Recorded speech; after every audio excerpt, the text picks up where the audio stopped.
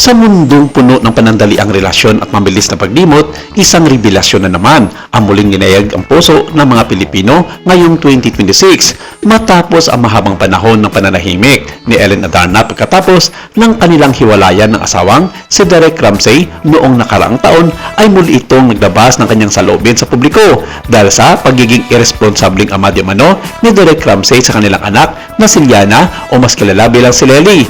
At kung maalala nito lamang nakaraang Disyembre, isang bagay lamang ang nasa isip ni Ellen Adarna noon, ang kaligayahan ng kanyang mga anak kahit na nangangulugan ito ng paggawa ng mahirap na desisyon sa kanyang buhay. Sa isang candid Q&A sa Instagram stories noong December 24, ibinahagi pa ni Ellen Adarna na pinayagan niya ang kanyang mga anak na sina Elias at Yana na magpasko kasama ang kanilang mga ama na sina John Lloyd Cruz at Derek Ramsey. Nagmarka ito ng una para sa parehong mga bata at tulad ng inamin ni Ellen, hindi ito isang madaling desisyon.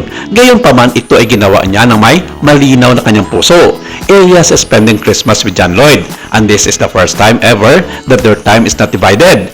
Ang naging paliwanag ni Ellen, sa mga nakarang taon, ang mga pista opisyal ay naghahati sa kalahati ang mga anak. Ngunit sa taong ito, ganap nang ipinagdiriwang ni Elias ang Pasko kasama ang kanyang ama at sa halip ay sinalubong siya ng bagong taon. Tungkol naman kay Liana, ibinunyag ni Ellen na una niyang sinabi na hindi niya hayaan ang kanyang anak na magpasko kasama ang pamilya ni Derek Ramsey sa United Kingdom. Nagbago iyon ng personal na kipag-unayan ang ama ni Derek at nang malaman ni Ellen ang tungkol sa kanyang kalagayan sa kalusugan. Ang kanyang taos-pusong katapatan ay nakakuha ng malawak na atensyon, lalo na dahil sa nakapakapubliko at masakit na konteksto na nakapalibot sa kanyang paghiwalay kay Derek Ramsey.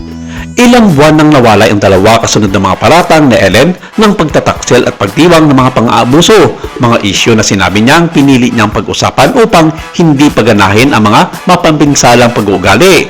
Tulad ng sinabi niya sa kanyang bagong video, hindi niya ito naunawaan kung gano'n na lamang kabigat ang kanyang desisyon para kay Lely dahil hindi naman daw nagbibigay ng suporta ang ama nitong si Derek Ramsey sa kanyang mga responsibilidad bilang ama ng bata. Paglilinaw nito na financially walang inaabot si Derek Ramsey sa kanya 4 na buwan na bago pa pumutok ang issue ng kanilang hiwalayan.